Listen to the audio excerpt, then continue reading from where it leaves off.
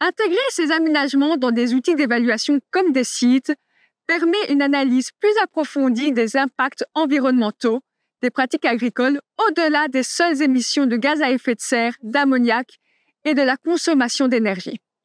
Évalué par la méthode d'analyse de cycle de vie, l'ACV.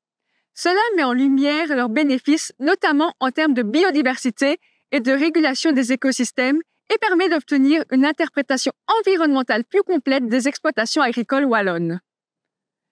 L'indicateur des aménagements agroécologiques dans des sites est exprimé en hectares d'aménagement par rapport à la surface agricole utile.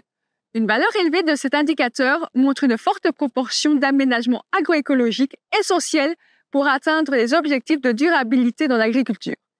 Il est possible d'observer une valeur supérieure à 100 dans une exploitation où la somme des aménagements agroécologiques, y compris la conversion de certaines structures, dépasse la surface agricole utile. À l'inverse, un résultat approchant les 0% indiquera qu'il y a peu d'aménagements agroécologiques par rapport à la surface totale de l'exploitation.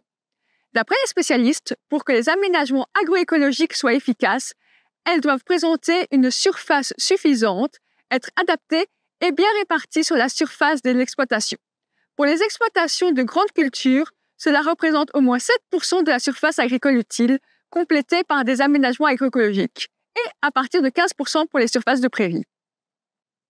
En évaluant les aménagements agroécologiques dans des sites, nous montrons à quel point certaines pratiques agricoles respectent notre environnement, non seulement au service de l'agriculture, mais aussi de la société tout entière.